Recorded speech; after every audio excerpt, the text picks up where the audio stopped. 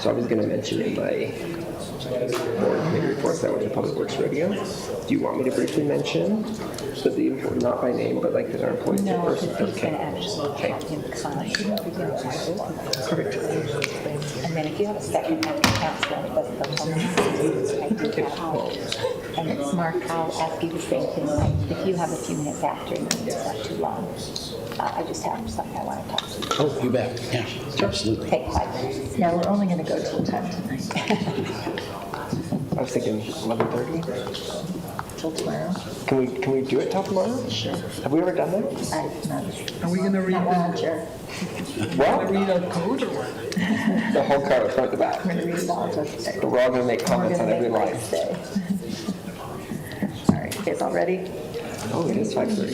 It's 5:30. Let's do it. Good evening, everybody. I'd like to call the October 1st, 2024 meeting of the Logan Municipal Council to order. Thank you to everyone who's here, ready to participate in the civic life of our community. This evening, we have the pleasure of having Alice McAllister open us. Alice is a member of our Bicycle and Pedestrian Advisory Committee, lovingly known as BPAC, and she's going to talk to us about an event that they are sponsoring this week. Actually, I'm not going to open you, I'm going to open the meeting up. Thanks, Amy. You're welcome, Alice. Hi, everybody. Mayor, city council members, and guests. My name is Alice McAllister, and I'm a resident of Logan. I'm a resident member of Cache County's Bicycle and Pedestrian Advisory Committee, commonly known as, Amy said, as BPAC. BPAC is a coalition between regional elected officials, representative of diverse government agencies, and local residents. As an advisory group to cities, notable activities within the past year have included involvement with planning Nibley's active transportation plan and the Cache Bikeway project. We've seen BPAC representation at the Bear River Health Department's Bike Week and during the National Bike Week that's held every May.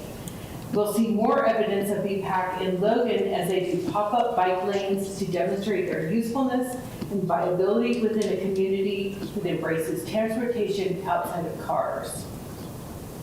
If anyone is interested in more information about BPAC, because anybody can join, you can join meetings virtually or in person. You can see the Trails Cache segment of the county's website for information. One of the aspects of BPAC that's most important to me is their support of transportation alternatives. This week, BPAC is highlighting Week Without Driving, a national program started by the Disability Mobility Initiative and presently headlined by America Walks, a national nonprofit. It is well known that decreasing car use reduces noise, pollution, and car crash fatalities and injuries, while increasing personal health and mental well-being, as well as increasing income for local businesses up to 20%. 1/3 of eligible persons in the U.S. do not drive because they cannot or will not. Other people choose to use their cars as infrequently as possible. All of these people use other forms of transit: walking, biking, wheelchairs, buses. Locally, they travel by our great bus system that unfortunately doesn't offer adequate nightly or weekend service. And a lot of times the bus stops that we have do not have seating or covers. These people also travel on streets that don't always have adequate sidewalks or safe bike lanes. And these people are the only ones not in the school pickup lines but are walking or biking their kids to school. We are all aware that decisions about a city's infrastructure are almost always made by people who drive as their exclusive local transportation. The obvious result has been a dearth of safe infrastructure and a dearth of accessible and available transit for those who do not use cars. Along with BPAC, many national organizations encourage elected and public officials and transportation officials to travel as non-drivers do, if just for 1 week. I came before you last year to make the same plea, to participate in the week without driving. This year, I come as a representative of BPAC. And this year, I've changed my plea to something stronger.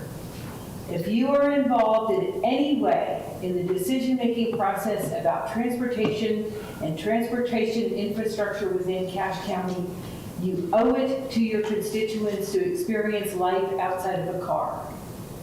You cannot know how they travel through our community by guessing or reading a book or even listening to me.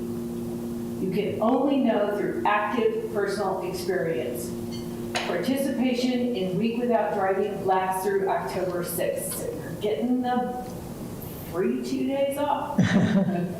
In the eyes of many residents, many voters within Cache County, it's not an optional exercise for public officials.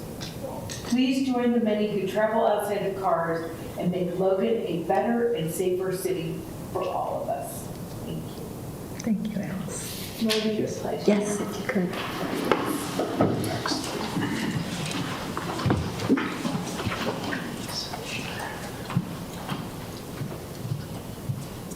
I pledge allegiance to the flag of the United States of America and to the republic for which it stands, one nation under God, indivisible, with liberty and justice for all. Thank you so much, Alice. I think you have some stalwart supporters up here because we've got Mike, who's on our BPAC, we've got Jeannie, who's on Cache Valley Transit District. I used to be. Oh, who's on Cache Valley Transit now? Remember, they downsized Oh, their that's right, board they at the downsized. January, Yes. so But I She still served love for Cache many. Valley Transit, now known as Connect. That's right. Thank you for the she reminder. served That's for okay. many years. All right. So I'm going to give everybody a corollary. I'm recovering from COVID and I have total COVID fog. So I've already warned Mark that I might ask him in the middle of the meeting to step in and take things over. I've had a long day and I'm a little bit tired, so I'm doing my best. And I even had a Coke to give myself some extra energy, so Holly You doesn't didn't have have to a worry. Snickers, though. I didn't have a Snickers, but I did have McDonald's French fries, so I'm McDonald's French fries, trying my That'll best. fire. Anyway, I'll do it. so you do not need to put that in I mean, maybe we minutes, should Teresa. just take it easy.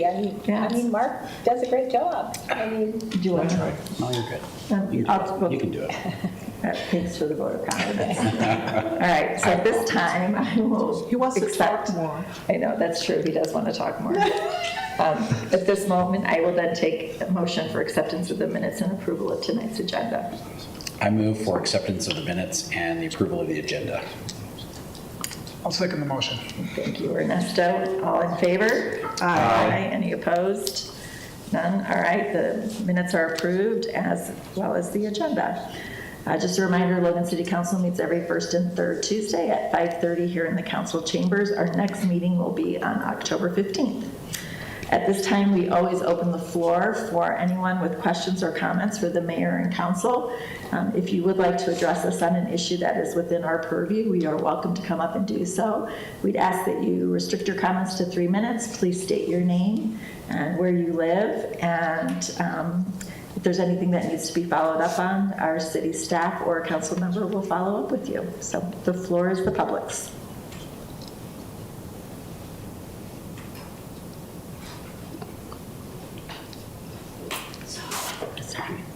Seeing nobody, which is a change for us, I will now give the floor over to Mayor Daines, who has a special presentation to make.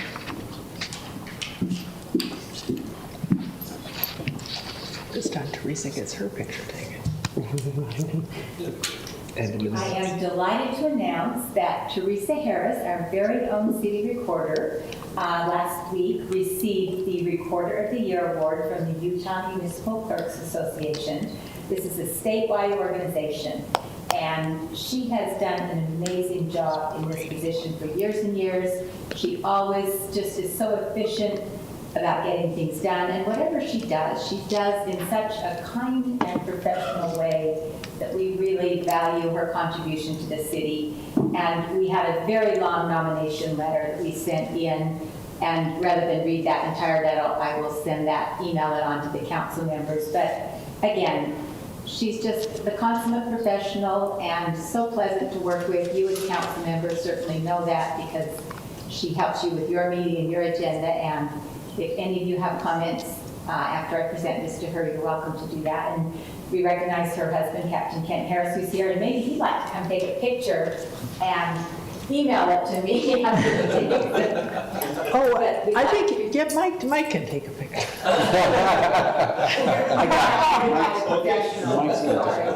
We know he'll do it. Ernesto could do it too. I know, but Mike is closer. You want to wrestle for Ernesto? No, you can do it. I'll get in there, kid. Well, except, do you want Okay. to do it on the side so we see? Do you want us to move out of the way? No, we can be in it. Yeah, you can be in it.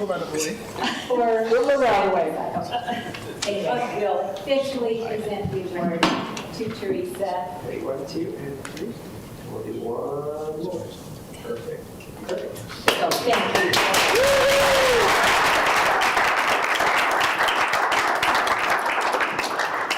All right, I'm going to chime in, even with my COVID brain. Okay. So my first opportunity to understand how fantastic Teresa was when I started serving on the Cash Community Connections Committee, CCC. And I would just like to, on behalf of CCC, thank you for all the support you've continued to show to that organization since its founding back on September 11th. Without you, I don't know that CCC would be in existence because you're kind of the glue that keeps the meeting scheduled, that keeps people rolling, that shares information about all of the wonderful activities that those nonprofits and civic organizations are involved with. So on behalf of CCC, thank you so much for the continued support that you provide that over and above everything you do for the city of Logan. And I want to say that many people will not know this, but during the election, the last election, Teresa was instrumental in making sure that the election was both done well and fair. And the county relied heavily on her expertise because they would call and say, how do you do this? And I don't know what to do with this. And Teresa always knew the answer. And I have great respect for her ability to keep us all moving forward. Thank you. Anybody else want, you're too new to have anything to say. I mean, I will say that in my lofty almost year here, I don't think I've ever called Teresa and she hasn't had an answer to questions. And even when I call slightly after 5 o'clock, she's still in the office. And I'm trying to brace that 5 o'clock deadline, but she's always been there and always had answers. And my wife absolutely loves that her agendas are typically on time. She can say, what time will you be home? And I can say, well, Teresa says 7:15, so it'll probably about 7:15, and it's almost always right, except for when I ruin it. No, but you do a wonderful job, so thank you. I already brought Teresa a present today, so she knows what I think, so. And again, she's my right-hand helper, so very appreciated. And just that institutional knowledge and memory, and thank you. And Ted, thanks for sharing her with us. Yes. All right, and that is everything I need to report on tonight. Thank you, Mayor. Councilmember Simmons, do you have a planning commission update for us? I do. There wasn't one. There wasn't one. Okay, that makes that easy. It's this week, isn't it? It is this week, but there wasn't one 2 weeks ago. 2 weeks ago. All right. Right now we will do our board and committee reports from our council members. I will go first because I actually put notes down, so before I forget. Today we did have the monthly meeting for our Bear River Local Homeless Council. As people know, that brings together service providers, elected officials, police departments, etc. We met down in Box Elder today, which I think people sometimes forget that the Bear River LHC covers Rich, Box Elder, and Cache County. And it was great to be down there and to hear the things that they're implementing to help address the issues that our unhoused face. Still looking for some funding to hopefully complete a feasibility study to determine what is the best path forward for providing services here in the Bear River region. I missed the library board meeting, but Ernesto, I hope you were there. You can report on that. The Fine Arts Committee, we did meet this month to review the applications for the funding that our city provides to organizations. And I don't know, Mayor, when those are going to be announced, the Fine Arts Awards. The recipients know that and checks have been sent. So we probably should send, let's send an email out to council members Okay. to sort of let everyone know who received those awards. Okay, great, thanks. Yeah, amazing submissions as always. There's more requests than there is funds, so it's not easy to do.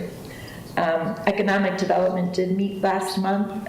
Kirk gave us a great update on all of the, wrapping up some of the RDA projects, some things that are in the works, report on the biggest one, which is the mall. So if anybody has any questions, please make sure you reach out to Kirk Jensen about the things happening with economic development. And then finally, the Hillcrest neighborhood met 2 weeks ago, a week ago, something like that. Last week, was it just last week? And we did a dessert kind of event where people could come and bring a potluck and get together. Hillcrest is looking for a new chair, so if anybody lives up that way or knows somebody who lives up that way that might be interested, please reach out to Katie Lecoven and express your interest in getting more engaged and involved with that neighborhood. Be great. It's a great place to live. I live up there. Good people, but we do need some She additional had a pretty leadership. strong board. Are there any candidates in that group? I am not sure. Okay. I know that they're planning to have a meeting, but they are looking for somebody who's willing to step up and do so. So those are my reports. Ernesto, would you like to update people on your boards and committees? Sure. So I got to attend the Cash Arts Board, and they introduced new board members that had been ratified, and they talked about how in this post-pandemic time period, they find themselves that they've completed a lot of capital improvement projects, but they're kind of focused now on this post-pandemic stabilization of the organization. I also got to go to the Bridger Neighborhood Council activity they had at the beginning of September. And I got there probably halfway through the activity. They still were discussing some plans that I believe Parks and Rec had shared with them about the possible future of Bridger Park. And so they were shown a couple of different options. Some had more pickleball courts, some had maybe a splash pad, some had, what's the other thing there's a couple of things that I remember. They seemed to have a good turnout, and people were hanging around and talking and sharing some of those things that they felt were important to them. The library board, we looked at historic stats, some interesting numbers and how it's changed in the last 7 years, I think it was, that we looked at. About people coming in, using resources, to the time when the library went away for, well, the new library was being built, to now. We discussed, of course, the trains that are going to be put on display during Thanksgiving and holiday season, as well as we discussed a little bit the non-resident library fee that people have to pay. People that are not Logan residents have to pay if they'd like to have a card. And then last, even though it's not yet on the assignments, but the Youth Council, it's taking shape. And we have an activity scheduled, our first activity scheduled for October 15th at 3:30 in Logan High. And during the recruitment process, we had more than 20 students show interest, and we'll see how many come to the first activity. So. Great. Well, thank you so much for your work in getting that up and running too, Ernesto. And what's the name of the faculty member who's supporting it? Yeah, the teacher volunteer, his name is Ryan Nelson. He's been very, very helpful. So. Great, thanks. Mike? Yes. It's been a little bit of a busy month. Board updates. Parks and Rec Board met like 2 weeks ago, and they went over a couple of the big project updates. One of them being the Trapper Park Bridge, which looks like they're probably going to have done next late summer. So like late summer, early fall, they're hoping. The company manufacturing the bridge says they can deliver late spring, but Parks and Rec says they don't want it until the runoff is done, so they can just install it. There also are some environmental concerns. There is a bird on the endangered list that their nesting time is in the spring, so you kind of have to wait until after that nesting period is over to be able to do it. So that also kind of factored That was a into part of pushing it. What it was back. it? Was an interesting bird I've never heard of. Yeah, I don't think anyone's seen it in this area. It's a yellow-billed, Well, it must be in this area. well, no At one's some point seen it it might for have quite a been. while, so. Yeah. But it supposedly is the habitat area, so we Yeah. respect, Yep, those federal absolutely. designations. The flat work at Mapleview Park is coming along nicely. I went on a short little run to check it out the other day, and the trails are looking great. I don't know if you've been out there. Yeah, they put but the they're looking asphalt very down. good. And then they talked a little about the trail connection under Main Street at 700, is it 600 600 South. And they've started some of that. They're doing the utility utilities now. location. And they're also the road, the 200 South Road that really has to be done before you continue to do the rest of the park. It's still on schedule to be completed in November is what the contractor tells us, so fingers crossed. Perfect. So that was Parks and Rec, and then DPAC met like a week ago. Look at my calendar. It's been a minute. And they discussed the National Week Without Driving, which, as Alice mentioned, is this week. So if you get a chance or can make it work, obviously, give it a go. I've been looking at my schedule this week, and it's been a nightmare. But I realize how dependent on my car I actually am when I try to go a week without driving. And then just a couple other things I participated in. I think Ernesto, Ernesto, Amy, and Mark and I all participated in the 9/11 stair climb. As much as I tried to leave Amy behind, she stuck right with me. I was very impressed with her stamina through all of the stairs up at Utah State. So the fire department does that every year to commemorate 9/11, and you can go climb all the stairs at Maverick Stadium with them. And it was it's a little eye-opener to hike all those stairs, those firemen. They work With hard. all the gear, I mean, Well, Mike put on Mike all did the all the gear, gear, including that. Even without the gear, I Yeah. probably would have been struggling. It's a lot of stairs. So My neck was so sore from that helmet. The helmet. Oh my gosh. I don't know how they wear those. we all talked the next day, Chief Thompson, and all of our necks were hurting because we're not used to carrying. I don't know how much those helmets weigh, but They are hefty. they're heavy helmets. So I also did a ride along with the police department with Sergeant Bevan, and so I took about 4 or 5 hours and went and rode around with him and kind of saw what they do for their job. And Always fun. it was good, yeah. So, and then Hillcrest had their potluck social that I popped into after Amy. We missed each other. And then Adams Neighborhood also had their social that I bumped into Amy and Jeannie at, and that was great about 3 weeks ago. And they had a neighborhood social at Adams Park, and they had inflatable bounce houses, and they had a great turnout from the neighborhood, which was awesome. And then I attended the Public Works Rodeo at the beginning of the month. It feels like a long time ago now. Which is a chance for, and maybe I'll get this a little wrong, Mayor Danes, but they bring in everyone from the entire county who wants to, any city or county public works employee That wants to. that wants to come and participate, and they put on a bunch of events. I don't know if any of you guys have ever attended it. And they, To test long their time ago, to skills. see who's the best at driving a backhoe or a road grader, and I gained a whole new respect for public works at the same time too, because I can't even pick up a tire with a excavator. It's not my wheelhouse. So, but that was great to see how public works, how good they are with their equipment.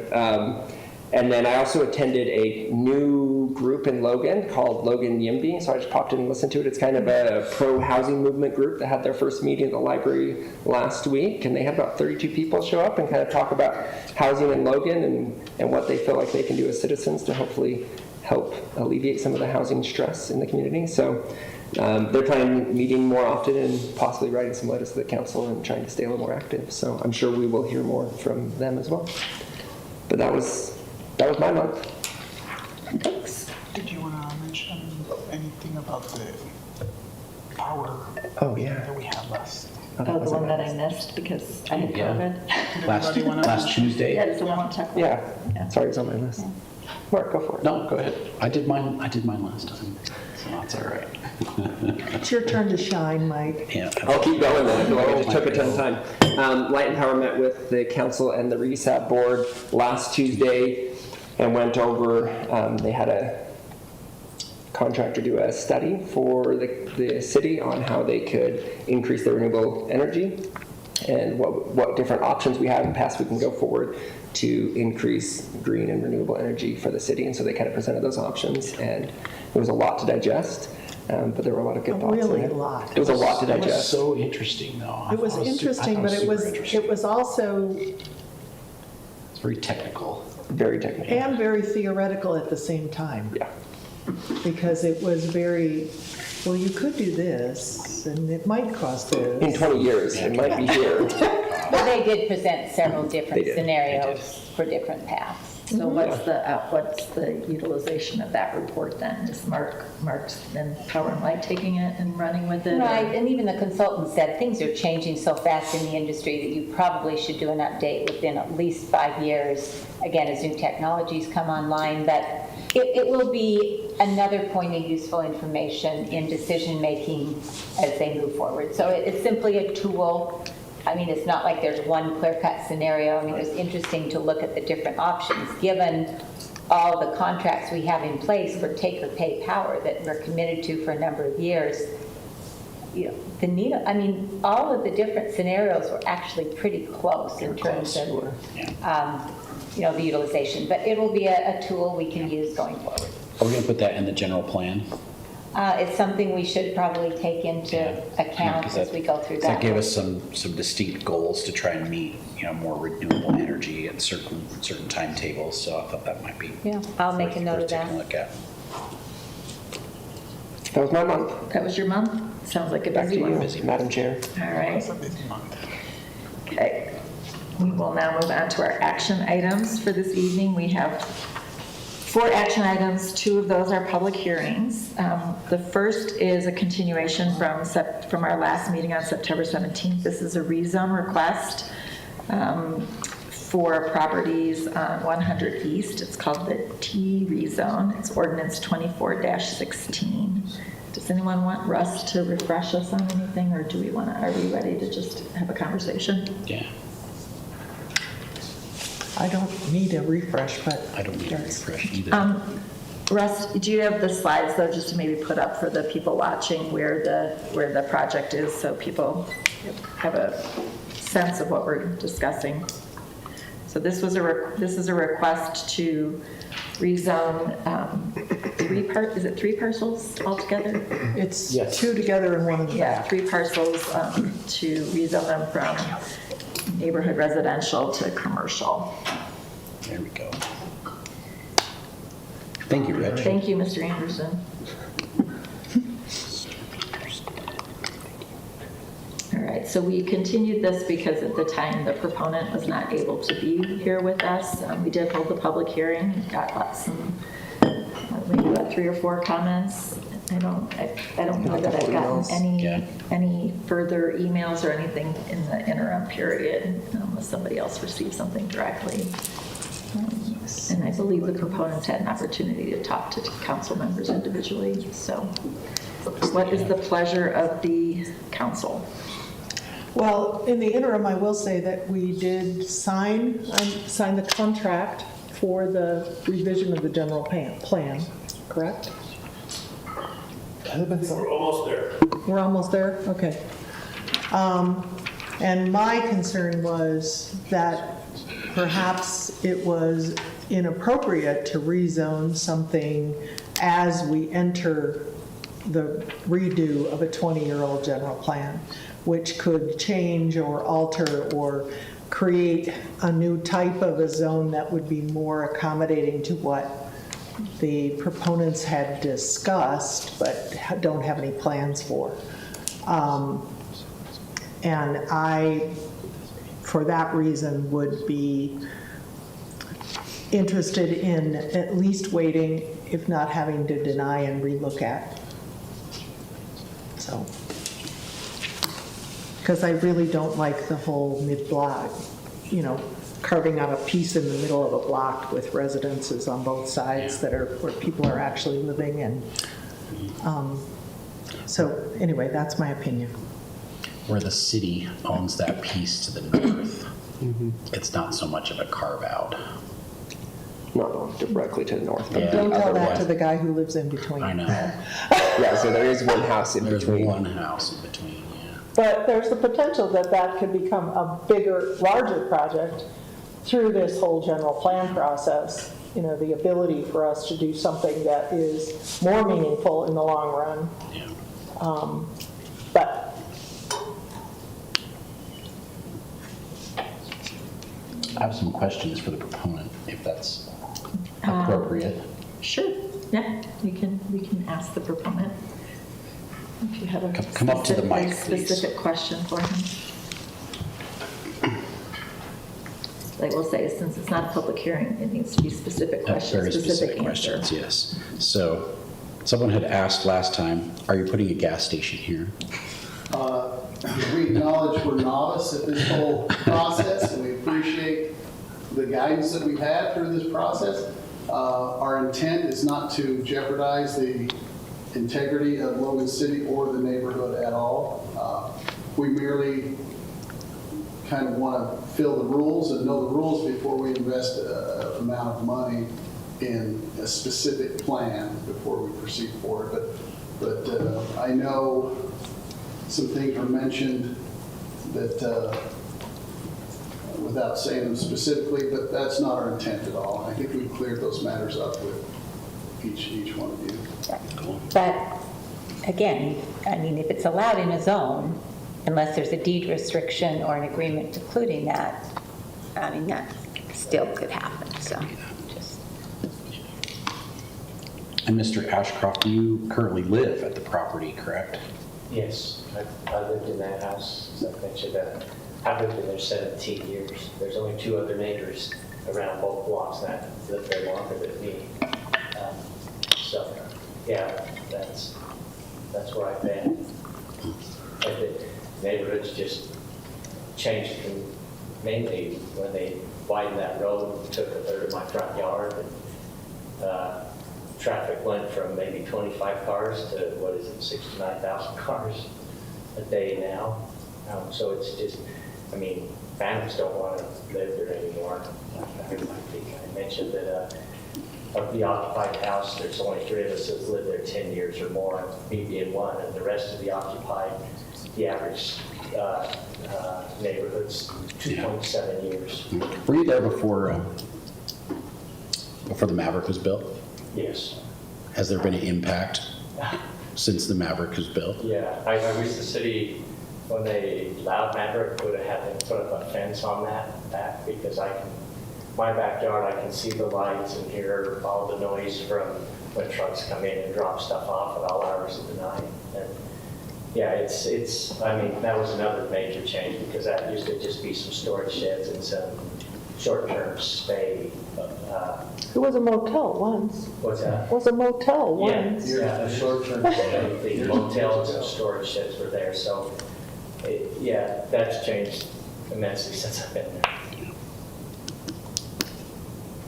Good question. Those were my questions. Anybody else have questions for the proponent? Maybe, when was the last time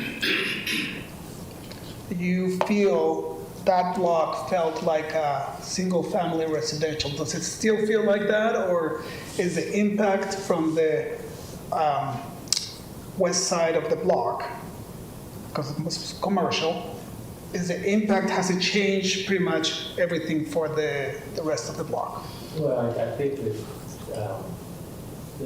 thing that really changed it, like I say, was the widening of the road, because before we used to have, when I first moved there, families next to me with kids, both on each side and across the street, and most of those moved on, just probably the natural progression. But between the backside of the Maverick and the widening of the road, it's just like the blue house next to me.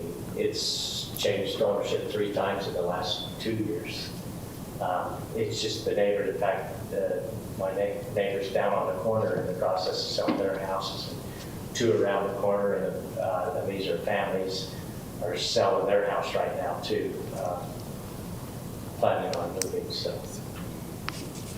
I think that's probably the biggest thing that changed it, but when I first moved there, yeah, it was pretty quiet and like I say, very few cars went down that street. It was, yeah. Well, there wasn't anywhere to go when they did, before they built the bridge. Yeah, there was nowhere to That's go. why nobody come down there. You couldn't get on Main Street from Forth South because there's no light and with the traffic. Right. Yeah, you couldn't. So Well- nobody really went down unless you lived. Well, you've seen the change with Conservice then, also, how it's changed the road. Yeah, that's probably, yeah, it's, It's sandwiched between commercial. Yeah. you know, and even up the road from us, I think it's contributed with that, there's a big, that they rezoned that Town Center 1 and Town Center 2, and that, there's a big apartment, there's townhomes in front, but that big apartment building, I think all adds to the change. Any other questions for the proponents? Thanks. I just want to thank you guys for Yeah, giving us thank the you time. We very couldn't much. make your last meeting due to a family emergency, but I appreciate you guys for taking the time. Thank you. You're welcome. Oh, the pumpkin one was awesome. Thank you, I appreciate that. I'm still recovering like Amy. So. That's right, I should have mentioned that. I mean, I've gotten so much good feedback about the Pumpkin Festival, which Anderson's entirely did this year. They did everything to do with that. The city, the first year, the city kind of helped with sponsorship, but they're on their own now and took care of everything to do with it. So 3 cheers. Thank you. All right, so Jeannie has kind of addressed some of her concerns or thoughts. Sorry, I got Anybody else want to share where your brain is going? I know where mine should be going. Yeah. Hopefully it will continue to work tonight. But I think with what we've seen from UDOT and how they'd like to create more north-south corridors, I just see First East becoming more of a corridor, and even Second East, unfortunately, becoming more of a corridor, as well as First West and Second West.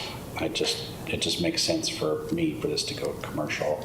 I think it's already headed that direction. So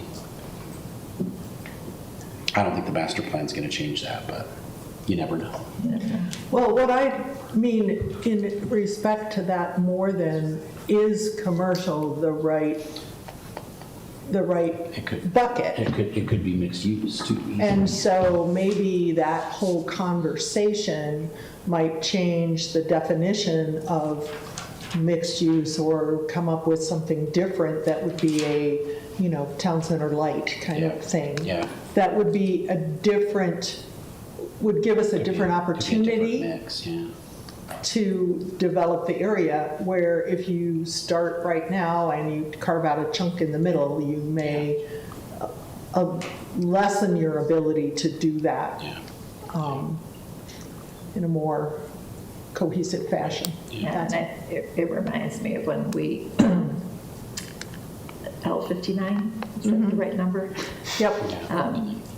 Putting the townhomes on that did help buffer that. And I Yes. think that's, as I look at this, that I think about commercial, because I know there's MR6 across the street. I know that impacts how a project could go up, but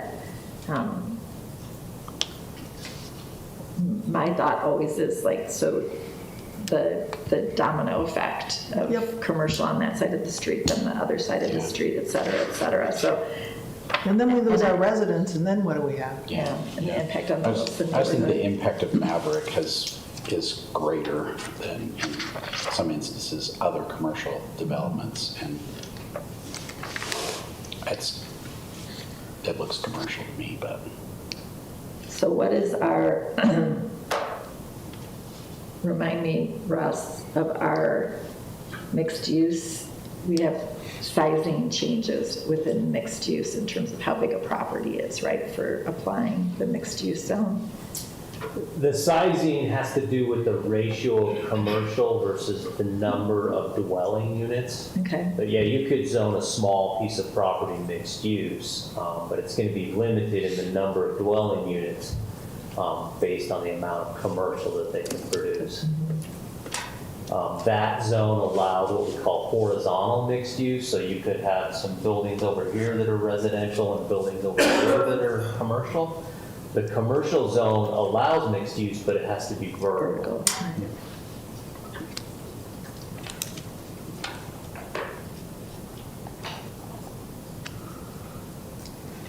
Thoughts, Any comments, sir? comments? or Everyone looks over at me. Yeah. Yeah, I mean, during the hearing, I think somebody might have mentioned that it was spot zoning and how we try not to do that. I personally don't feel that this is spot zoning. I feel that all the commercial activity that is going on the west side of that block, it's already commercial. The plan says it's commercial, it's in the future going to be commercial. The traffic on the road on 100 East probably feels commercial already because of the volume of cars that are going on that. So to me, it seems fitting that it could be commercial. I think if the road was not able to handle the traffic that it already does, I may feel a little bit different about it. I guess the other piece of it, I think, is the city-owned property was purchased with moderate income housing dollars. So commercial, if we talk about rezoning that whole stretch, I doubt we're going to put commercial on the bottom and. You could. I mean, you could. Yeah, but you absolutely could. But would it, I'm On trying top of Costco. I'm just trying to look at the whole block, that whole block area. I know this is one of the tough ones because it's a small portion, but it's that whole stretch in there that I'm thinking, but anyway. Well, and I really am getting concerned that we're losing our housing. We're confined. And if we don't create, housing within the confines of our community, and we just continue to create commercial, we lose our identity as a town with residents. How many acres is this? It's just an under acre. Yeah. 0.92. So we could get 30 units there. Not if it's, if On it's. top of commercial. Oh. How many per acre? Probably not with the offsets right now with tenors, with Yeah. the homes that are surrounding. Kind of having a driveway better and than- a, Well, garage and a. Even 10's better than 2. Right now, there's 2. So, But correct me if I'm wrong, Russ, it would have to be commercial on the ground floor, and you could have housing above that in commercial. Correct. Okay. The planning commission did approve this 5-2. Correct. did you get to say what you wanted to say? I don't know what I want to You say. don't want to say? I don't know. I mean, I definitely have my concerns about it. And I had a chance to meet with Eric and kind of talk through some of them. And I do think at some point this is probably going to end up commercial in the future, but is that now, or is that 10 years, or is that 20 years? And it is now the right time.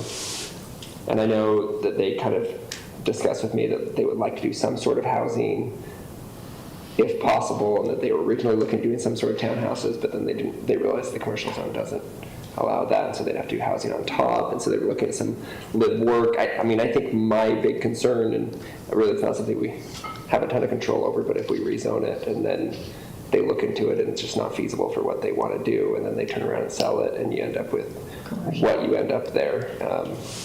And I told this to Eric, I think, the ideas they have, they don't sound bad, they sound fine, but what if they get through the whole process and they look at the financing and feasibility and it just doesn't work out and they end up deciding to sell it, and we end up with some random thing that fits commercial there that really isn't great next to, the possible affordable housing from the city properties. It isn't great in the middle of the block.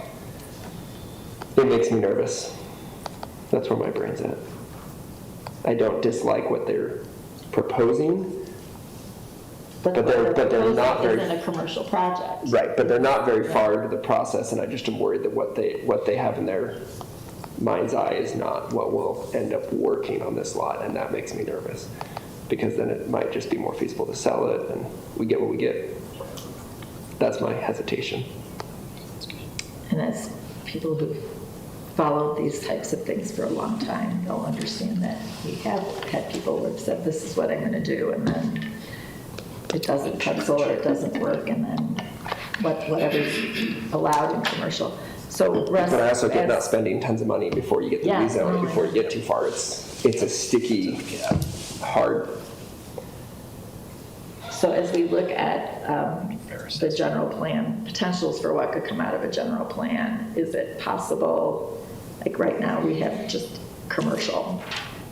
Do other cities have levels of commercial zoning where it's more restrictive, but this is, I mean, I know we have our industrial, we have our commercial, but is it possible that there could be a commercial light zone that says, TM. like, we have TC1 and TC2, could there be something that would say, in this area, this is a zoning, there can't be a gas station, there can't be a drive-through restaurant, there can't, et cetera, that it needs to be more like those neighborhood commercial, like an Island Market or a Frederico's, or, We can have TC3. This isn't large enough for the overlay, is it? No, not the PD overlay. That's what I thought. But we do have 3 commercial zones. We have neighborhood commercial, which is the Island Market. We have community commercial, which is kind of the Frederico's complex up there.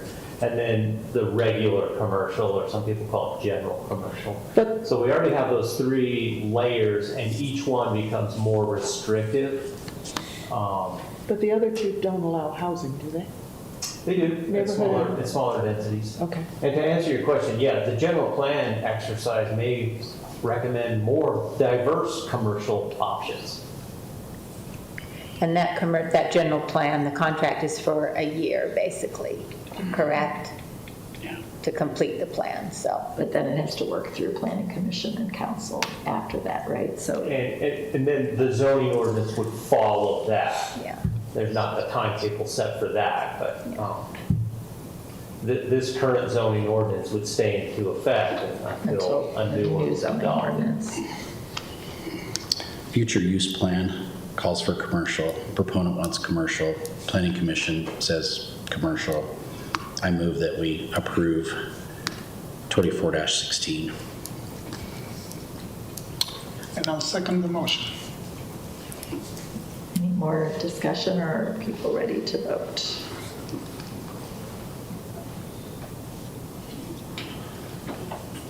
Well, that was a quick movement. That was a question. Well, this is like open for discussion. More now. discussion, More or discussion, but do you everybody want- kind of said Do you everything. want me to call the mean- question? You what? Or do you want me to call the question? Do you have more discussion, or I do you just, want to call the question? I don't have a lot more to say. I'm just very concerned that we be a little bit more cohesive in our thought process than the little blankets of commercial that are our future land use plan, that everybody goes, oh, that's on the flip, so we'll do it that way. Without, I wish we would be more thoughtful about it. So, I mean, after, and maybe I misunderstood, but after my discussion with the proponents, it just felt like they wanted to do something with housing here, and that was their goal. And I mean, obviously they're applying for commercial, and so that's what we have to vote on. But I'm just hesitant to do commercial. But it felt like, and maybe I'm wrong, but it felt like housing was kind of what you wanted in that area, some sort of multifamily. My conversation too was, were you willing to wait until we did this whole general plan process? And in some respects, they said, oh yeah, we don't really know what we want to do yet, so. Yeah. Whether or not they feel that way today, I don't know, but. You can ask them. I asked the same question too, so Oh. it's exactly the same question. I feel like we invest a lot of money and time in the general plans. And we did that. 20 years ago. And so, Do you know where I was 20 years ago, Ernesto? what was that? I said, do you know where I was 20 years ago? Don't give it away. I'm just Don't give it away. junior high, middle school. Don't give it away. I couldn't drive yet, we'll put it that way. I will tell you that 20 years ago, this was a very different place, and I was part of Putting that in approving that place, plan. So I'm the old lady in the room. It's okay. We'll still be friends. So, Sorry we anyways, interrupted you, Ernesto. Yeah. sorry, interrupt. I personally don't see, I may be too new at this, I guess, but I don't see that a new general plan is gonna change much the projection of what that block will be. Mainly because 100 East already is supporting that type of development. And so that's why I'm seconding the motion. There you go. Are you ready to vote? Should we vote? All right. All those in favor of ordinance 24-16, please say aye. Aye. Aye. Those opposed? Nay. Nay. Nay. Ordinance does not pass. It's not because we don't want you to do something there. It's because we don't think commercial's the right thing. Okay, we talked mixed use too, so there's other options for them, so. All right. Our next. Good start to an exciting day we're gonna have I'm here. okay with that. Our next No, that's all action right. item is ordinance. We're all okay with That's it. fine, I'm okay with that. Our next action item is a continuation also from September 17th. This is ordinance 24-18. This covers 3 types of things. It's our ADUs, it's our short-term rentals, and it is our home occupation. So. I think we did pretty well with home occupation. I think I felt like we achieved consensus. I think we're all happy. And with I how we do liked that. the rewrites on ADUs. I felt that reflected our conversation well. I got the new information on short-term rentals since our meeting, and so I want to talk about that some more. We can talk about that some more, what? No. Sorry. Before, I didn't want to I interrupt agree my- with Jeannie, I'm happy with business. Oh, yeah. And ADUs, I just want to make sure that we are removing that 6,000. That was the only minor quibble I had, and it was minor, but we're all, no one has an issue with I that. think we're all remember short-term rentals because the rest of the pieces. Okay, Great. other than I that, don't yeah. know. So How do you feel, Ernesto? as I understand it then, everyone is okay with how chapter 1736 home occupations is written Yes. as presented Yes. No and complaints. as approved by the planning commission? Yep. Okay. On 1737, additional development standards for ADUs. Is that ADUs? 1737. Yeah. And is there agreement on moving that forward as submitted and as approved by planning commission? Well, we made. With the one. We made one changes. tiny Okay, adjustment. what were the remind me of what we adjusted, please. Um, So it's an amendment, so We we'll did need to. 750 feet, we did 2 per thousand. No, we're still talking Oh, about sorry. sorry. Yep. Sorry, wrong thing. Just so that when someone makes a motion that we know what they should be. We did the clarifying. 6,000, we took out the 6,000. Yeah, so we made 2 changes to ADUs. One was the height. We changed the language to match the height of the primary dwelling, or 20 feet, and then eliminated the minimum lot size of 6,000 square feet. Yep. And then no change to home occupation. Yep. Yep, okay. I'm good with both of those too. Yeah. Well, So whoever's going to eventually make a motion, please make sure that you include those amendments. All right, let's talk short-term rentals. because it has to be a motion, all 3 of these together. Correct. Exciting. And then the changes I sent you in short-term rentals, based on the last discussion, was we modified the distance between short-term rentals and residential zones to 750. So we had 2 standards. One was 1,000, was 500, just to the middle, 750. We added an owner-occupied short-term rental exemption from that 750. There's some stipulations that are pretty simple. It's just basically you got to certify it's owner-occupied and then maintain your licensing, and it's non-transferable. And then modify the total number of short-term rentals in residential zones to 2 per 1,000 as opposed to 3 per 1,000, 1 per 1,000. Picking a middle ground. Yep. And so really, the fundamental issue of short-term rentals is do you want them in residential areas or don't you? And that's really what it boils down to, is the crux of the issue. Yeah.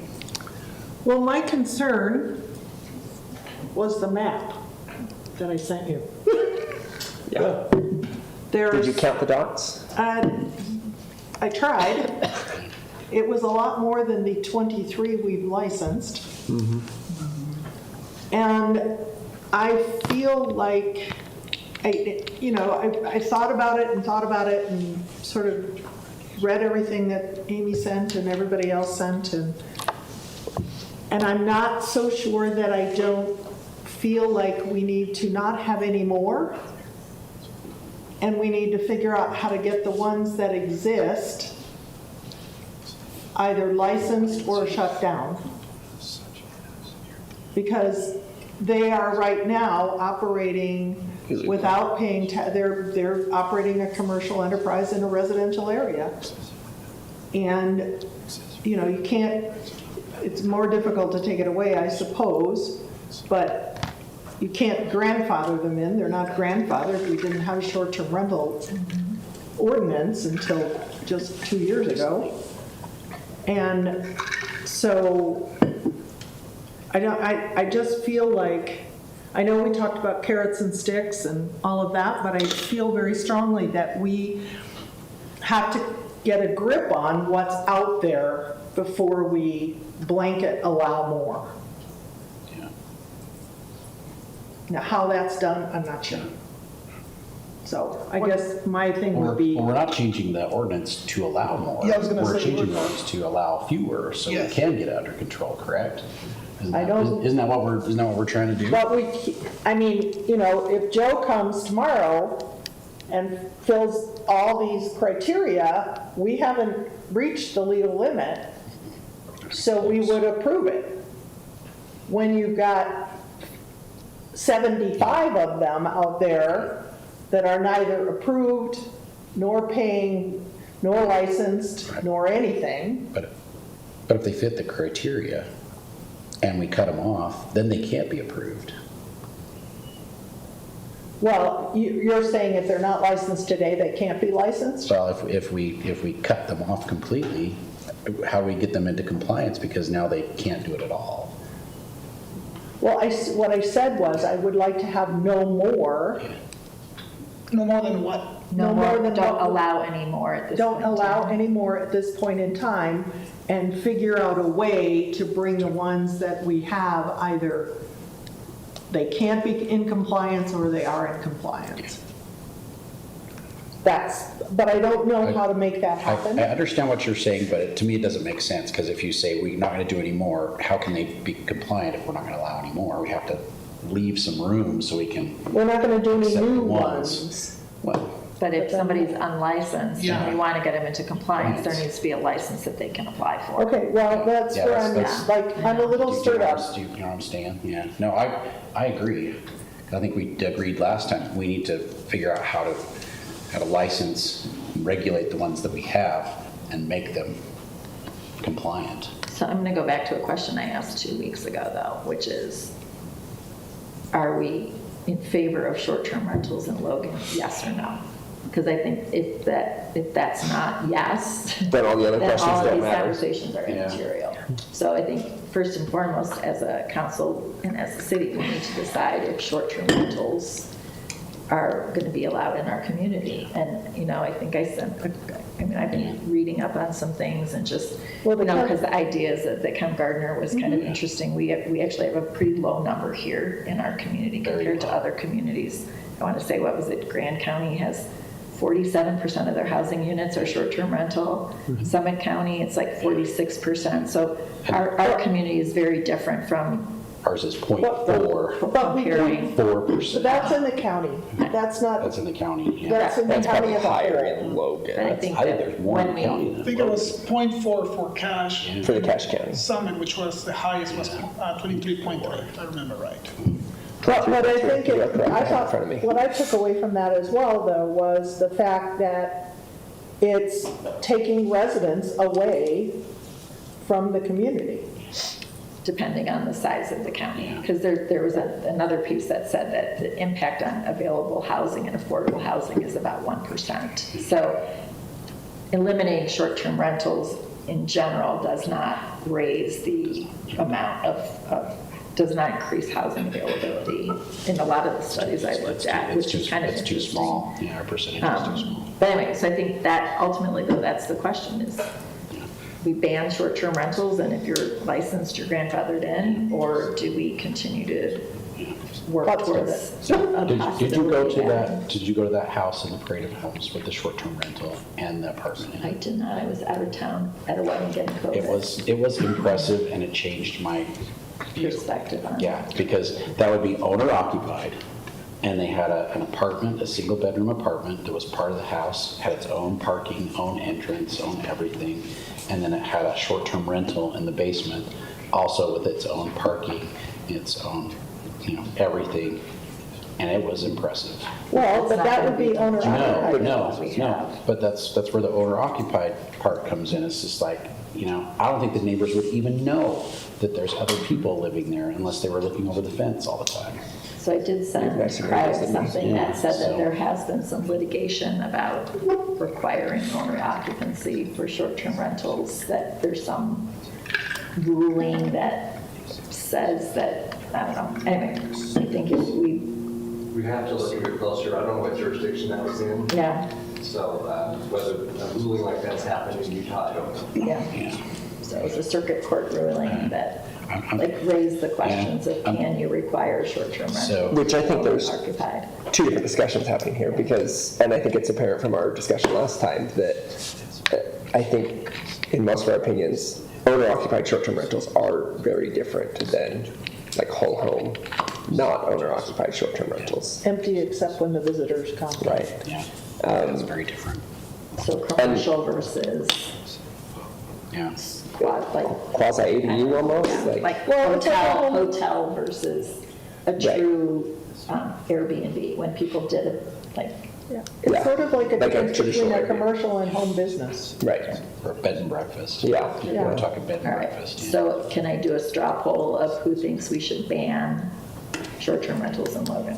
Who thinks that that's the direction we should go? In the single-family residential areas, In single-family residential. Yeah, okay, Only. you can. ask I that would not be question. opposed to doing So- that.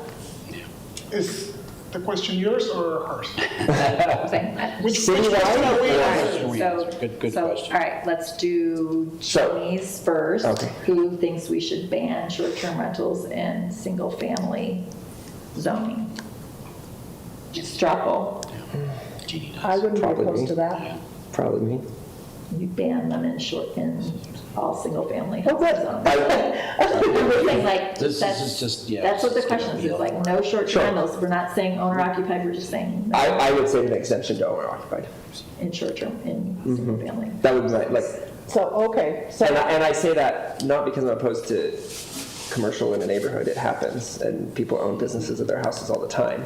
But for me, it comes down to, and I understand that it's a small amount of the housing market, but it is still part of our housing market, and it's still very unaffordable, very difficult to get housing. And is it only 100 homes? Yeah. Is it going to bring down the price of housing in the valley by 3%? No. But it is 100 homes, which if those 100 homes go to 3 students, that's 900 students that, or if it goes to 3 families, that's 1,000 people that have housing that isn't currently available now for housing supply. And so that would be my justification, but I would put the exemption of owner occupied. I would have no issue with people having short-term rentals that are owner occupied, similar to the Parade of Homes ones, similar to numerous other ones that are in our city. I think if you want to rent out your basement or your bedroom or convert your garage, I would agree with Mike on that. but whole homes, short-term rentals in residential zones, I don't love it. I don't know if right now is the time that we should be allowing more of that in the city. Mark, your So- thoughts? My question is one that gets to the core of it. Is housing a business or is it housing? So would you ban I short-term probably would rentals? not because I really don't like limiting what people can do with their property. So it's not my favorite, but I do take advantage of it in other locations that have a lot more than we do. And I think our percentage is very, very small. And if we limit it some more, it will not become overwhelming to our community. So I'm less likely to ban it in single-family areas. But I'm kind of like with Mike, I'm much more inclined for owner-occupied. But it's like, do we want to allow businesses in our housing areas consistently? It's like, is housing not business? owner-occupied, Yeah, it's like like, just is it a using- business or is it somewhere for someone to live? Right. So that's And I think- the essential I mean, question. my opinion is, Ernesto, what do you think? housing's more important, but Yeah, I spoke with neighbors to short-term rentals. I walked by one, I drive by one, well, actually by two every day because they are in my neighborhood. In almost 2 years of one that's been there, I think I've seen one instance where I was like, oh, that's a lot of cars in that. I was surprised by how much support for short-term rentals we got notified or emailed about, or we heard comments where I was expecting to hear more people against short-term rentals Me too. in residential areas. So I'd say that it shows that there is a place for them. If I'm with Mark in the sense that I think it's a hard stance to say you can live here, but people that could potentially come and stay here, even though they're not as bad actors, but sometimes live in homes and they don't take care of their homes.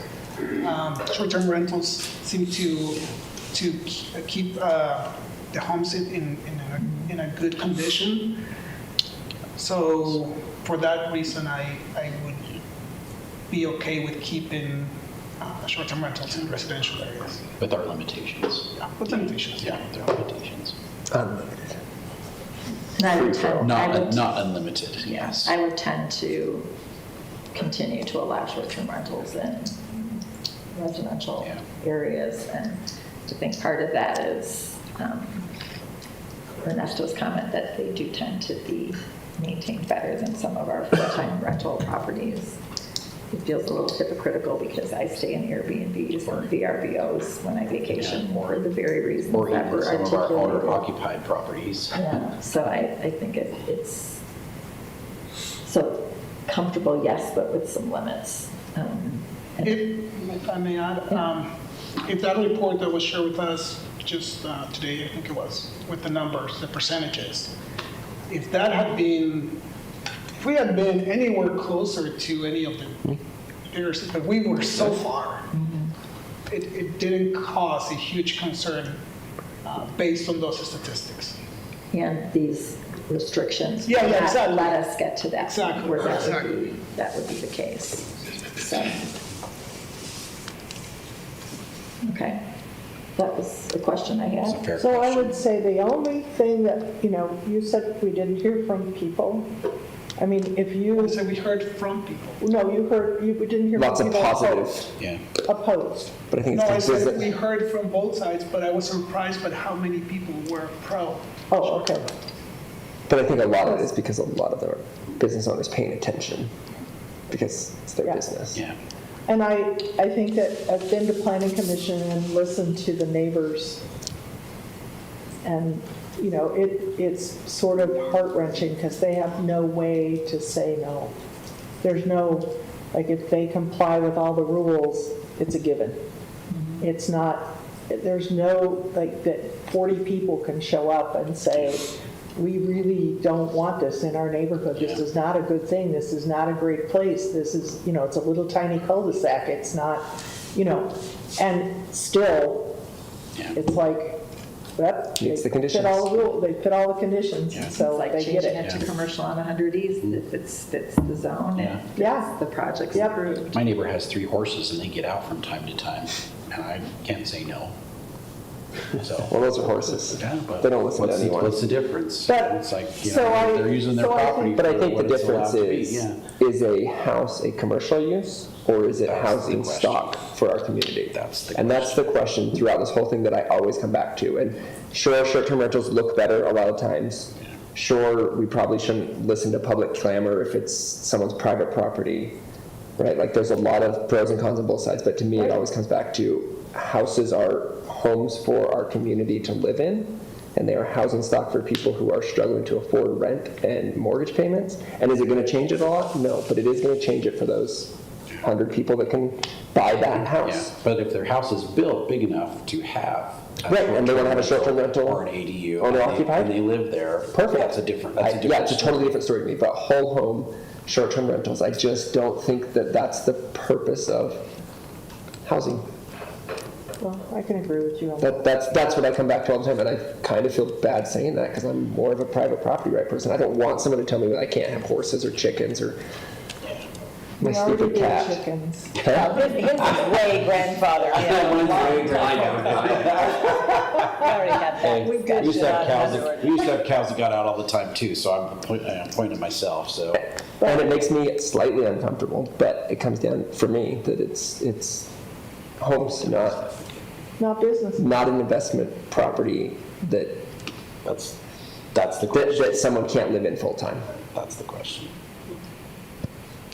I Business, mean, or is the? we have homeless issues that are growing, and we have student housing that's an issue. We also have a downtown that we want to keep vibrant. And I would totally allow We don't short-term always rentals have- in But we don't always have enough.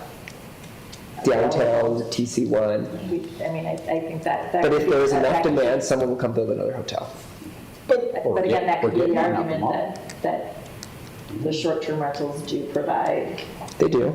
But is that more important? I don't know. Or That's is that's why this is. someone having a house being That's more why this important? is a difficult. It is difficult, but Because there's certainly. Every time I go to Arizona and stay in an Airbnb, we drop $2,000 in the community. Yeah, eating at their restaurants. and- 1,500 to 2,000 every time.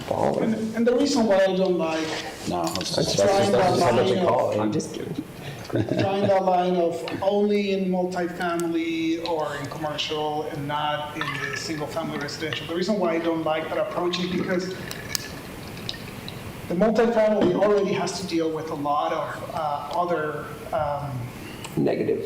negative aspects. things, those zones. And I think saying, it's okay in the multifamily, but it's not okay in the single family. I feel like that's a kind of like a slap on. Which I would like to say, multifamily residential. I have said residential zones, and I would probably include multifamily residential. I don't think I would include commercial in TC1 and TC2, because I do think that's a little different if you're choosing to live downtown. But Yeah. I'm very So split you're on okay turning an apartment building into a hotel, but not a house into a hotel? And that's exactly how I Yeah. feel. I mean, that's really what we're saying. If we pick and choose which zones. Well, they we can say- build a hotel on an empty lot. Yeah. So Obviously, I can't pick But I'm just that. saying, like, if Yeah. I'm in a position where I rent, and now all of a sudden the unit next to me is a hotel room versus. No, I'm saying having a neighbor, I don't think, You're allowing them in a TC1 zone, which is an apartment building. That means that those individuals who can only afford renting are the ones who then also have that traffic and that Sure. it's not a home for somebody. So but it's. you're right, and I agree with what you're saying. So. But I don't know, like, if we look at like NR6 or NR12, I feel like that is, to me, that's more just residential zoning, and I probably would disallow it in your typical like townhome community. But It starts to get complicated because It does. we're changing the ADUs back from where it was limited to some zones to all the zones because Right. it didn't really work. So yeah, is this the same question? Is it going to work? We're trying to figure out how to advance the conversation so that we can So come that to we a can actually do decision something, tonight. yeah. So because- is the conversation, so Mike has said single-family zones, which in our case is NR4 and NR6, and NR2 if we have any, but I'm not I sure. don't know if there's any left. They would be allowed Owner if occupied. the owner lives in the house. It could be a portion of the house. So it would be owner occupied. Or an ADU style one, external or something, sure. Yeah, it could be an ADU on their property that they're using as a short-term rental, whatever, but, and then, Ernesto, were you agreeing with that or not agreeing with that? No, I thought that we were having a different discussion We were here, having four. meaning that people were discussing banning them altogether from single-family residential versus, and only keeping it in the commercial and multifamily. That's what I understood was being discussed. And I said, I don't like that because I feel like we're asking the multifamily and people that live in commercial long-term rentals to bear the brunt of all of a sudden, yeah, we're okay with short-term rentals in the city, just not in single-family detached areas.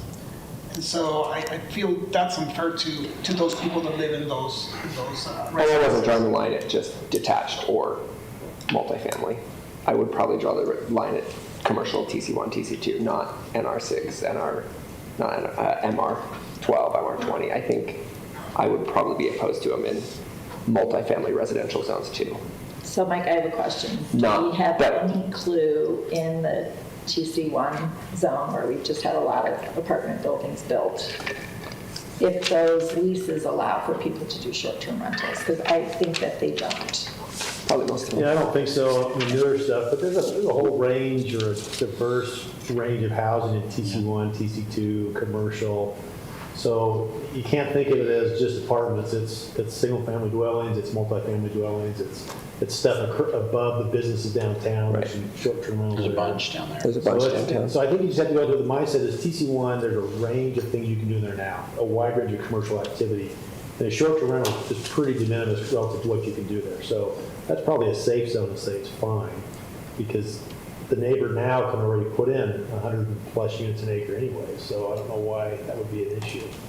Or they can put in a car wash, you know. Well, I guess Or a not car wash, TC2, or- but, you know, and then another quick clap next door in your commercial zone, so you'd rather have a short-term rental anyway. Underneath the scenario where they were allowed in TC1 and TC2, because I think we're TC2 up to the halfway through First West block, between First West and Second West. Isn't that zone TC2 right now? Yeah, just generally on the So interior blocks. Yeah, so anybody who had a home there now that was still a single-family home could run it as an Airbnb, even though it was a single-family home, because it's in the zone of TC1.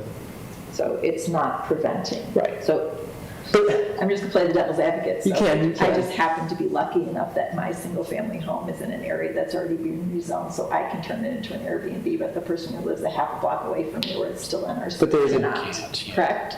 There is a different use downtown. I'm just saying There is that- though. Yeah. And that would mark, like, I do think you have to allow them somewhere, you can't outright ban them. And it is a different use downtown. And sure, there are some single-family homes down there, but it's still a different use pattern than, So I'll come back to, did we come to any kind of agreement, or does everybody have an opinion on if we were to say in NR2, 4, and 6, we will only allow short-term rentals that are owner occupied? I disagree with that. Okay, I would be in favor of that. I would agree with that. I said that. Mike does too. You would disagree with it. I like what we've got in front of us, And why because it balances the needs of the people that want to do it with the needs of the people who don't want them in their neighborhoods. I don't think there's any way we can stop them from doing it. We can say there's not going to be any more, and they're still going to do short-term rentals until we figure it out. So it's like you We got can nicely ask Mike to enforce it. yeah, you gotta have an opening for them to make them legal. And so if we just say no more, then they can't make them legal. So it's like you have to have some way to Play devil's allow them to advocate, do there's a it. lot of illegal things that happen in our city that we All don't the give them an opening all for. the time. I ran Yeah, past someone true. in Willow Park the other day that was doing illegal things. This and- is, yeah, but this is. But, like, we don't have to this- give them all an This is opening. different though, so. Ernesto, where are you at with the idea of short-term rentals? It's on the record now. allowed in residential zones? Yes, or only owner occupied? I'm okay with having them in single-family residential. I like that we're restricting it from where it currently is. to prevent too many of them in those zones. Should I play devil's advocate some more though? I feel like we picked 2 because it was between 1 and 3. I talked to Mike about this the other day. 3 was high, 1 was low. We picked 2. It's just an arbitrary number. Oh, no, if you remember, the reason why I proposed 2 is because the number of the unlicensed ones that are already there was over 100 already. And it was like 150, I think somebody mentioned. But we have. I said that, but I might assume that I've been told from numerous people it's closer to 100 to 125. So. And then I think we have 50, or how many do we have 35 licensed? 35 applications, 23 been licensed, another 7 are in the licensing process, so. And 1 was denied. Yeah, we can have one. And 3 allows us 160, and 2 allow. 155? Yeah. We're about- Give or we're take just- a little bit. Actually, I just looked, the other day, we're about 56,000 people, so, we're at 112, 2 times 56. And not all the ones that are illegal would qualify under the current standard. Correct, yeah. I just think what we've got in place already is going to limit it a lot already. What is the- Assuming we enforce it. What's being proposed, I agree. exactly, yeah. I think it's gonna limit plenty, but it's still gonna allow people to make them legal. So I found an interesting article that Salt Lake City, I think I sent this to you, Mike, just put in their budget. They're purchasing a software program that the state has apparently said it's okay that they do this, that they can, when they get a complaint, that they can track short-term rentals and use it for their compliance. So their compliance department is using it. But it's still complaint-based. It It's still starts with the complaint-based. complaint, You but can use it as evidence? it reduces the burden on staff to do the, anyway, so I'm saying there are options that we could put in down the line for compliance. It doesn't mean that they're not going to cost something either, and et cetera, but I think there are still some things we could explore related to compliance So- that have not yet been.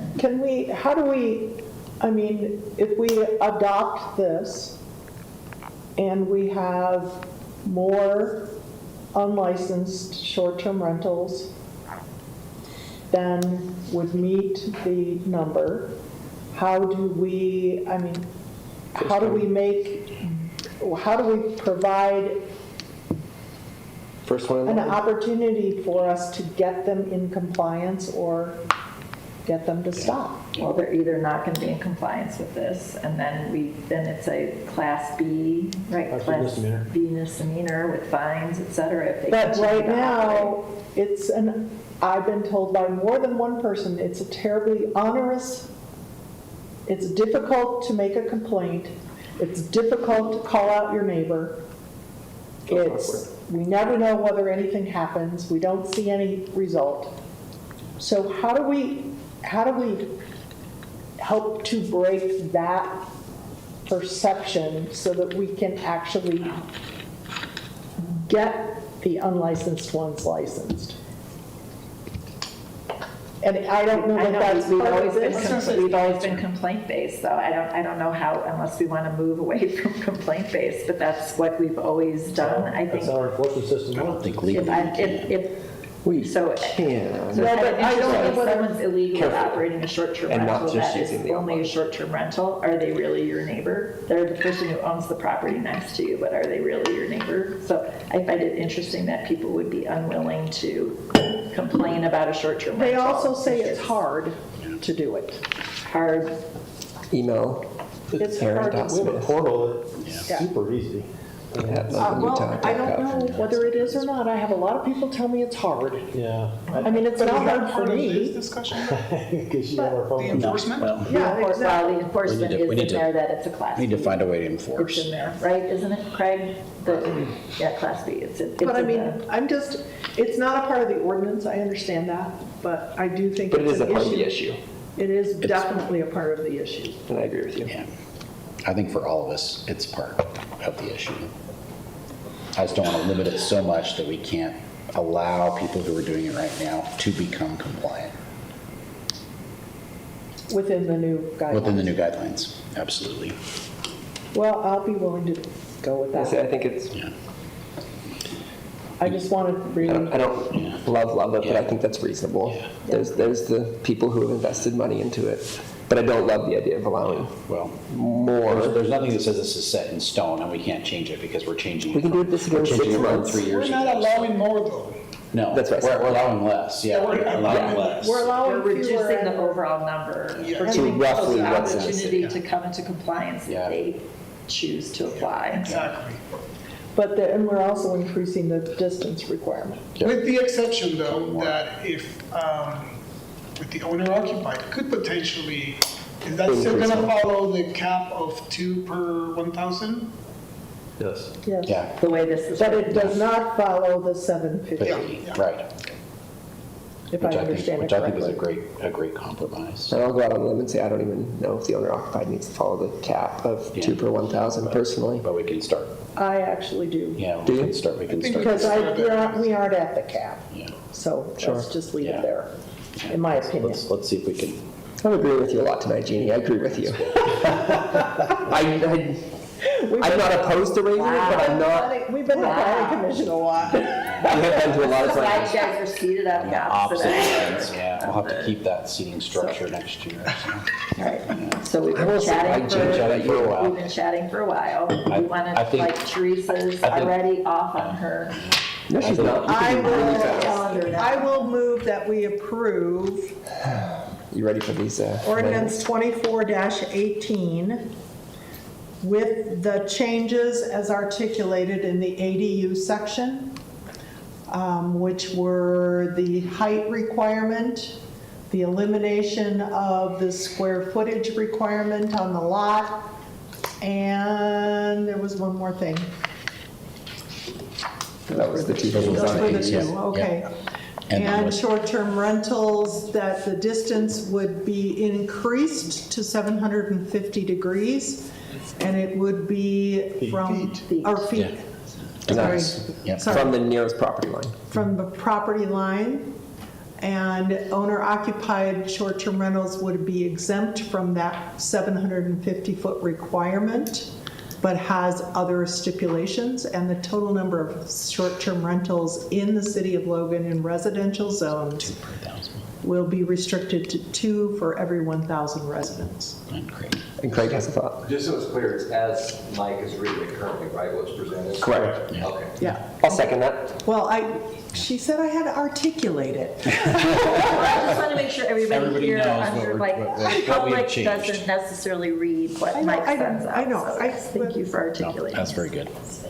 I'll And you second seconded Jeannie. it? All right, any further discussion? I think it's a reasonable limit. I don't think anybody's super happy and excited about it, but I think it's a I think it's a good good compromise. All right, compromise. so all those in favor of ordinance 24-18 as articulated so succinctly by Jean and seconded by Mike, please say aye.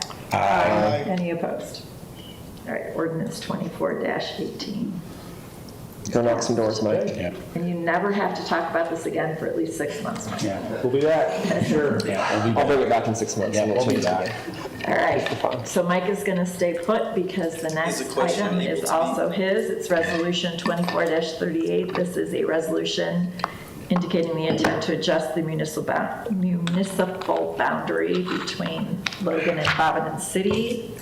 Madam Chair, It will be a public hearing, but can we answer his question? Is that I okay? was wondering a question on the ADU section. I was wondering if I could get a clarification. You already passed it, so. Is that okay or no? I was wondering if that was allowed. You can call us tomorrow. yeah, but we did, we passed the ADU, lifting the restriction across the city. So they're allowed everywhere in the city at this point in time, and detached are also allowed. That was my question. Thank you. You're welcome. Thank you, Madam Chair. But there is a height restriction and a size restriction. You can't be too tall or too big. So just, there's lots of, there's, worries. the But there's box one- has to be just right. That's the main thing I needed to know. Thank you. All right, you, Madam Chair. so Sorry to Mike, interrupt. would you like to quickly walk us through this? Is just because we realized there was property changed hands and the line was Yeah. off and, So this is just a resolution of intent. This is to adjust the boundaries between Logan and Providence. Resolution 2438. This just really says, hey, we're going to do this, we're considering it. Now we'll go into the public review process. We'll put out public noticing, and then you'll actually have to review an ordinance at some point in about 2.5 months. So So it's the area on the east side of Logan and east side of Providence, up on the bench. This will give you a better view of it. This green line is the current boundary, and these owners realized that when they created this plat in Providence, the boundaries that they were working off of didn't coincide with the boundaries that we all thought were legit. So the proposed city boundaries now would be this red line. But didn't they have it surveyed and it turned out the fence line wasn't the boundary? Well, there's competing surveys out there. That was the problem. So the two owners on the north side, well, the north side and the south side did a boundary line adjustment so that they agreed to the fence line. But we've got competing surveys that show one of the annexation lines goes to the red line and one goes to the green line. So this just clarifies, gives everybody a new line to work off of that we all agree to. And does the property owner that's losing their parcel part care? They're not losing anything, no. They're just changing what city they live in. Yeah. They're not what? So this They still own it, they're just changing what city their property yeah, sits in. this sliver right here that's really the biggest parcel is already owned by this group that's in Providence. So Right, but it's being given up by the group that owns the property above it. no, they've No, already they done already that. own The it. cities are, but not City, the they're city changing their boundaries. city, Owner- but not the ownership. Ownership goes to that red dashed line currently. So in this, Oh, okay. in this All right. plat, these three lots would be in Logan City. Okay, I get it, okay. Yeah, it's not a taking.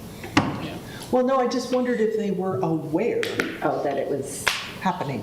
Yeah, They started this whole process. they're aware. This just kicked the process off, so we will do a noticing of all these properties as well as what's around it, and then come back to you with an order. So like tonight, later on, we will workshop the orders for the new boundary adjustment. Same process. all right. Any other questions for Mike? This is a public hearing. If anyone would like to speak to Resolution 24-38, consideration of a proposed resolution for the intent to adjust, please come state your name. Please limit your comments to 3 minutes. Dr. Galios, and it seems like it's the perfect resolution to this problem that's been going on for a while, and that we need to have good relationships with other cities that are close to us. So I think this is a wonderful way of dealing with it, and everybody's in agreement. Wow, to get to that point of everybody in agreement. So I'm all for it. Thank you, Dr. Yost. Anybody else care to speak to Resolution 24-38? It's very exciting. Seeing no one, I will bring it back to the council for action. I move we approve Resolution 24-38. Second.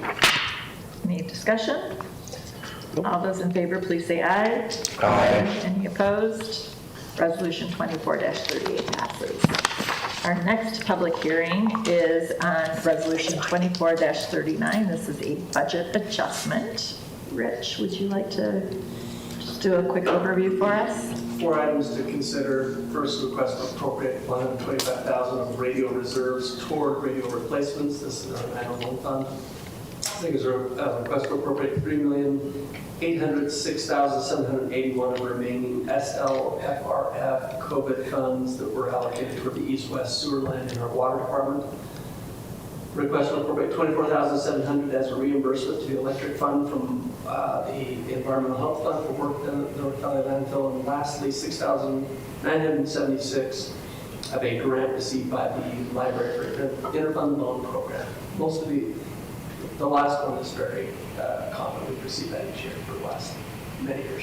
So it was interesting that there was an article in the paper about the upgrade in the radios. And There was, I saw that. Yeah, I did see I that. missed that one. so, It yeah. was so they're- interesting. I knew that they've been rolling this upgrade across the state. They started in the south and we're like the tail end of it, but it'll be really nice because everybody will be able to talk to each other. We've done this twice now. We'll probably do it again. So the SLFRF funds are there, we're just moving them to be able to actually expend them. Yeah, we planned on this for several years. It's just finally time to expend those. Any questions for Rich on this? None. All right. This is a Just a curious question, and I don't know if maybe Chief could answer this question. What do the radio upgrades really, what kind of upgrades are we talking about? Say that again. What kind of upgrades are we talking about for the 911 radio system? What kind of rates? Upgrades. Upgrades, yeah. Well, the radio system You should come to the statewide. microphone, you don't need to talk. Everyone wants to hear you. You have to get up. Sit back there. Good thing you didn't bump your head on the way out. Yeah. Do you have COVID brain too, like me? No, it's been a long day. Just Okay. Yeah, so the radio system is changing statewide to allow more bandwidth, more interoperability. So that's why all of this upgrade is happening right now. It'll enable you to talk to St. George if you need to. Yes. It's On your radio? Natural disasters, for FEMA. Super cool. You know, if there was ever a major disaster. Like the a upgrade is flood in supposed to allow us North to- Carolina. Yeah, exactly. So. Were they already digital, or are we making that switch from analog to digital? Right? I believe it's digital right now. I'm not a radio expert. Brian Lowe is definitely the radio expert, but I think it's digital right now, but this will just be an enhancement on top of that, and the entire state is going to. So. Is this required by the state? Well, I don't know if it's necessarily required, but they are helping to pay for a big chunk of it. So yeah, Cool. we're going to be on the band, right? And it'll help us also be to communicate through Logan Canyon and some of these harder to reach areas better as well. So I remember when we talked about it at one point in time, there was a concern that they were on different stages of radio frequencies and they're trying to coordinate the whole state so that if some big disaster happened, they were able to communicate from one end to the other. So I think And that's we can in what. some form right now. This will just make it a whole lot easier. So yeah, it's a big upgrade. In fact, I think in November, we're doing what they call a cutover, so to basically engage those new frequencies. It's a big deal. So is this part of a lease of the frequency spectrum, or do we have to lease more as part of this upgrade, or? I don't know about the leasing of the frequencies or anything like that. It just simply creates more bandwidth, more ability to communicate from here to every corner of the state. And whether that increases the frequencies or the bandwidth, that's all technical stuff that I simply just don't have. It will just give us better service. If you want details, we can have Brian Lowe give you a call. Yeah. Oh, sure. Yeah. You want me to have him call you? Yeah. Okay. Thank you. This was a much easier job to do than what he's doing, so. Any other questions? No, thanks, Chief. Any other questions? Okay, this is a public hearing. Anybody who would like to speak to Resolution 24-39, please come to the podium. State your name, where you live, and please limit your comments to 3 minutes. Dr. Gail Yost. I live in Logan and have lived in Logan for 47 years, 45 in my house. So, but as a person who works towards helping families and works towards helping children, especially, I think making sure that our bandwidth or whatever it is that is enlarged and upgraded. We could always use upgrades, and we need to have better connection with other parts of our state and probably our country too. It would get further. I also think anytime we upgrade something for the library, we are doing our constituents, our people, our neighbors, a great service. So, Thank you, Dr. Yost. Anybody else care to speak to Resolution 24-39? Seeing no one, I will bring it back to the council for action. I move we approve Resolution 24-39. I'll second that. Any further discussion? All those in favor of Resolution 24-39, please say aye. Aye. Any opposed? Resolution 24-39 carries. We do have on our agenda 2 workshop items for this evening. Rich, do you want to walk us through Resolution 2440? Single item to consider, $6,750. These are donations and contributions the city received to put on that public works training event that Mike talked about. Councilmember Johnson spoke of. We have done this, I think, for the last 3 years, so it should be familiar to council. Is that mostly cash donations, or is that like in kind, or is that like product donations? Okay. Any product donations we would not bring to you. Okay. So these are just the cash. The cash. So Sounds was good. it worth it? Did the people that donated, was it worth it? Yeah, I mean, it was a fantastic event. I know, I'm sorry. And the prizes I'm for the sorry people who I couldn't won. be there. Yeah, And I thought think, it was really cool. I mean, I'm not supposed to mention it, but in the future, there'll be more information coming about how great the event was and how great our employees did. So Oh, so they were like big winners? we'll just dangle that in front of you. Mayor Gaines will bring it soon. I love suspenseful endings to a meeting. Yeah. All right, any questions for Rich on 7:09, we this? got 6 minutes. All right. Our last workshop item is ordinance 24-20. This is a proposed ordinance to adjust the municipal boundaries for the city of Logan. I'm assuming this relates to Providence? Nibbling. Does this relate to Providence? This one's Nibley. No, this is one. Nibley.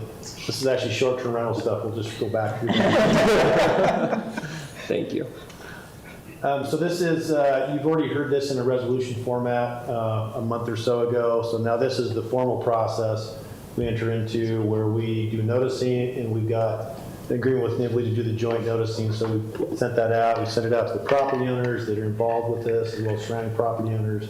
We notify affected entities, school districts, different municipalities. So now at the conclusion of that, you'll have an actual public hearing on this in about a month. So this is the area down on the south end of town, 2200 South, along the highway. If you recall, there was a rezone request, I don't know, a couple of years ago for this site. Wanted to go multifamily. We said no. They in turn went to Nibley, and I think they've got an agreement once they annex to proceed with the development plan there. They had we had so much negative, I mean, there were so many people that didn't want that to happen. We were going to let shooters live there and pedophiles and all sorts of. It was really, I mean, there were 50 people here. The kids were not going to be able to play on the playground, Right. recess, without being gawked at by weirdos. Yeah, terrible. and the fact that it just stuns me that Nibley has got an agreement with them to build the project anyway. I don't think they've gone through their public hearing process yet, so we'll see if they get the same level of scrutiny. Okay. Anyhow, this is the current city boundary right here, follows along the highway, and then it obviously goes around here. There's two little pieces here that are part of the school that they did a boundary line adjustment a few years ago between these property owners and the school, but we never adjusted the city boundary at that point. So this is the proposal to clean it up, to follow along the highway and then 2200 South. These are the properties that are involved. And then this is what the document looks like. So. And what happens if the people don't want this, the 1, 2, 3, 4 little parcels decide, they come and say, no, we don't want to do that? These are the primary drivers, these three parcels right here. Okay. So it benefits them, obviously. It benefits these two down here because they're part of the school. We have sent these folks a notice. The proponent and Nibley have reached out to these individually, and they didn't have any issue with it. So. Okay, all right. And the boundary goes down the middle of the street, correct? Not On the the north it's end. like, oh, It'll go down the center line of this roadway, and then it goes down the edge of the highway. Edge of the highway. Okay. Happy to answer your questions. Questions for Mike? You did such a great job. Nobody has any questions. and this is the third time we've seen this. Yeah, we'll see it one more time. Yeah, I think we all. Thanks, Mike. Okay. Are there any other considerations this evening? I'm going to say that I think I've developed a new term. Which is? I got yellow lighted at the crosswalk right out here. And by that I mean, I stepped out into the crossing and the guy gunned it to get through before I got there. So I got yellow lighted at the crosswalk. Yeah. Wow. I think it's been a That's really- crosswalks. Yeah. I was coming in and someone ran over our little pedestrian warning sign out here. They ran over Right in your front of me. I turned around because there was this some Did lady. you get a license plate? No, but she was definitely on her phone in her SUV and not paying attention. And I was like really glad that was a yellow sign, not a kid. Wow. But it was still right after. I was already parked, so it wasn't me. That's the COVID brain. Covered brain, wasn't The me. meeting has gone really long, and you are starting to show signs of being tired, so you should let me take over now. You Give me that gavel. Yeah, come on, we have to, We got 2 minutes, guys. What are we gonna do? Teresa on track. Because Teresa's always Oh, no, perfect. you got 2 minutes extra to get home. All right, does anybody have any other considerations that they would For like to brain raise? fog, you did amazing. I do have one thing that I would like to add, though, and I know it's already been mentioned, but the Great Pumpkin Festival was pretty darn amazing this weekend, so thank you for your efforts for that. The Pride Festival in Willow Park was another Dairy amazing. Cheese Festival, The Cheese Festival, there were so many things going on this Gardener's weekend. Market. That's And like- Gardener's Market, and there was a gallery walk. Yeah. That's right. Friday night was, At the library. there were so many people downtown Friday night. There was tons of people. And then Saturday, there were literally tens of thousands of people. So thank you to everybody for working so hard to bring vibrancy to our downtown. Thank you, Mayor Danes, for the plaza. It was fun to Yep. go there and see all the little kids splashing around on the last day on Saturday. Music and splashing and pie eating contest. Well, I avoided that, but. And the Tabernacle's open again. The Tabernacle's opening. So every Sunday, it's busy. So So exciting. thank you to all of you for bringing joy and vitality to our downtown area. I really appreciate it. So, anything else? Awesome. Are we dressing up for our next meeting? It's the closest one to Halloween. It's true. I think we ought to wear our Halloween costumes. If we can't bring food in, we should at least bring We're adjourned. a costume. Yeah. I'm not even going to entertain that. Wow. I already got mine. What are you gonna be for Halloween, Amy? Costumes would be good.